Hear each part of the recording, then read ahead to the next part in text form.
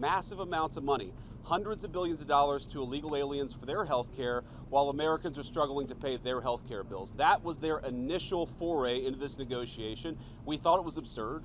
We told them it was absurd, and now they come in here saying that if you don't give us everything that we want, we're going to shut down the government. We think that's preposterous. We think it's totally unacceptable, and we think the American people are going to suffer because these guys won't do the right thing. Now, I want to make one final point here. You will hear a lot from Senate Democrats, from House Democrats about the fact that American health care policy is broken. Well, we know that American health care policy is broken. We've been trying to fix it for the 8 months that we've been in office, but every single thing that they accuse about being broken about American health care is policy the Democrats have supported for the past decade. So if they want to talk about how to fix American health care policy, let's do it. The Speaker would love to do it. The Senate Majority Leader would love to do it. Let's work on it together, but let's do it in the context of an open government that's providing essential services to the American people. That's all that we're proposing to do, and the fact that they refuse to do that shows how unreasonable their position is. I think we're headed to a shutdown because the Democrats won't do the right thing. I hope they change their mind, but we're going to see. I'll let the Speaker say a few words. Thank you, Vice President Vance. I want to thank the President as well.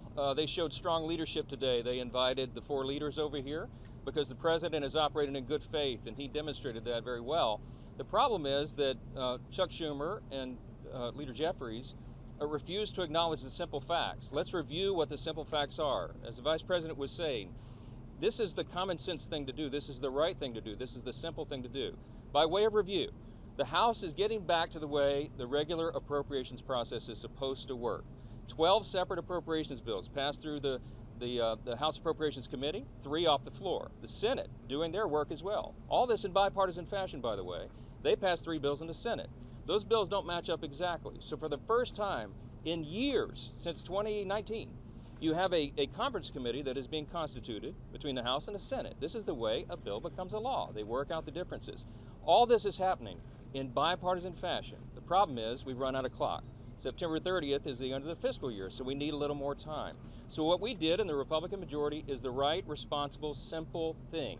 A clean, continuing resolution, a short-term, nonpartisan continuing resolution. It's only 24 pages in length. Leader Thune has a copy if you want to see the exhibit. There's nothing partisan in here. No policy writers, none of our big party preferences, because we want to do the right thing by the American people and allow more time for negotiation.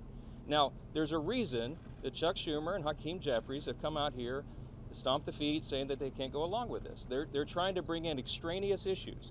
They issued a counter proposal. You should go take a look at what they requested. $1.5 trillion in new spending that is unrelated to the ongoing appropriations process. They wanted to, as you said, restore taxpayer-funded benefits, okay? Hard-working taxpayers in America, they want to take your funds and give that for benefits to illegal aliens. They want to restore that because we got rid of it. They want to prop up left-leaning media outlets. $500 million they threw in on top of that. $1.5 trillion on a 7-week stopgap funding measure. We're not going to do that. They know we can't do that, and we never have in the past. During the Biden administration, there were 13 threatened shutdowns. The Republicans in the minority did the right thing. We kept the government open. We're simply asking for the Democrats to do the same. Again, I want to thank President Trump for the strong, solid leadership. He listened to the arguments, and they just wouldn't acknowledge the simple facts. I want to thank Vice President here for showing his leadership as well. If the Democrats make the decision to shut the government down, the consequences are on them, and I think it's absolutely tragic. We've never said that was a good idea. We never believed it is. And I want you to remember, when we voted in the House, we passed it out of the House. The House has done its job. We did that almost 2 weeks ago. Every Democrat in the House except one voted to shut the government down. That is the record, and don't forget it. I'll ask Leader Thune to step in here. Well, thanks, Mr. Speaker, Mr. Vice President. This right here, ladies and gentlemen, is what we're talking about. 24 pages. It's a continuing resolution to fund the government through November the 21st. I don't know where they're saying this is some huge partisan thing. This is something we do fairly routinely. And when the Democrats had the majority on 13 different occasions, they had the majority, President Biden was in the White House, we passed continuing resolutions to fund the government. This is purely and simply hostage taking on behalf of the Democrats. The Republicans are united. House Republicans, Senate Republicans, President Trump. The House has passed a clean funding resolution to fund the government till November the 21st. It's clean, it is bipartisan, and it is short term. But it gives us enough time to finish the appropriations process, which is the way we should be funding the government. So Republicans in the House, in the Senate, President United, they've passed the bill. This is sitting right now at the Senate desk. We could pick it up and pass it tonight. We could pick it up and pass it tomorrow before the government shuts down. And then we don't have a government shutdown. It is totally up to the Democrats, because right now they are the only thing standing between the American people and the government shutting down.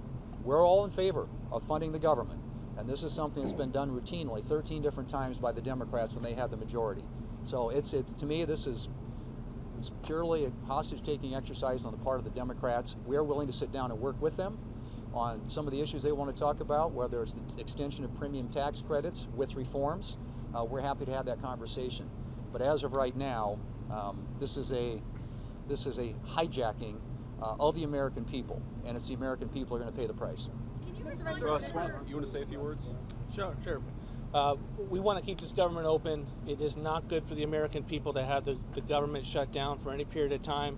We will manage it appropriately, but it is something that can all be avoided. It can all be avoided by accepting a reasonable position, which is what the House has passed and what sits at the Senate desk, which is to continue to fund the government with a short-term continuing resolution. It has never been a viewpoint that $1.5 trillion is a reasonable amount of spending to be included on a short-term CR. This is hostage-taking. It is not something that we are going to accept, and we hope that the Democrats come back from the brink, fund this government, and allow us to move forward. Thank you. Great. Mr. What's Vice up? President, so just to be clear, is there room for negotiation here with Democrats? And you mentioned you believe that we are headed toward a government shutdown. Is the federal government preparing to fire federal workers if the government does indeed shut down? Well, first of all, we have to keep essential services functioning as well as possible if the Democrats shut down the government, and Russ has been tasked with making sure that's possible. Now, you asked about negotiations. One of the things I admired about the president, but frankly the entire team's approach during the conversation we just had with Chuck Schumer and Hakeem Jeffries was, they have some crazy ideas. Giving taxpayer money to illegal aliens for health care, that's a crazy idea. Funding transgender surgeries in Peru, that's a crazy idea. But they had some ideas that I actually thought were reasonable, and they had some ideas that the president thought was reasonable. What's not reasonable is to hold those ideas as leverage and to shut down the government unless we give you everything that you want. There were multiple times where Leader Jeffries or Leader Schumer would say, you know what, we should be doing this, and the President of the United States would say, yeah, absolutely, let's have that conversation, but we're going to do it in the context of the people's government being open. We're not going to let you take the people's government hostage and then give you everything that you want. And that's really the state of the negotiation. Yeah, let's have a conversation, let's have a negotiation, but we're not going to shut down the government because we won't give the Democrats everything that they want. Caitlin. Can you respond to what Senator Schumer said, that there were aspects about health care ending for certain people that the president was learning about for the first time in that meeting? And was the president open to a deal on the ACA subsidies? Well, I'm highly skeptical that the president was learning about it for the first time, thanks to Chuck Schumer. But what I will say is, look, we have put a $50 billion rural hospital fund into the big beautiful bill that we passed a few months ago, because we know that under Biden administration's policies, there are a lot of small town hospitals, a lot of rural health care that was getting shut down and that was struggling. We're trying to fix that problem. In fact, we're happy to work with Democrats to fix that problem. We want to work across the aisle to make sure that people have access to good health care. We are not going to let Democrats shut down the government, take a hostage unless we give them everything that they want. That's not how the people's government has ever worked. That's certainly not how it's going to work under the Trump administration. Go ahead, please. This is very important on health care. Their counterproposal, what Chuck Schumer and Hakeem Jeffries are demanding, is that they claw back the $50 billion that we put into the rural hospital support structure. They want to take that back. We're not going to do that. We passed that because we have to allow for that. Also, if they shut the government down, not only are troops unpaid, federal workers, and all the services that everybody relies upon, but the WIC program, the nutrition program, women, infant, and children, they will not get that program, will not be funded. FEMA won't be funded. We have hurricanes off the coast of the United States right now. This is serious business.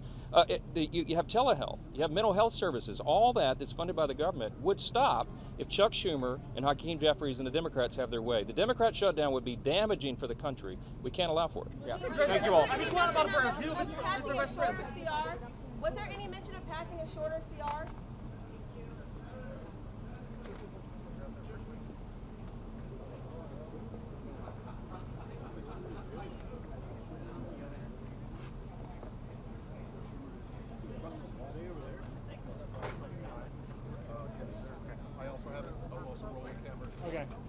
just make sure we have four. DJ, never mind. Yeah, thanks. Sorry, I know I was not trying to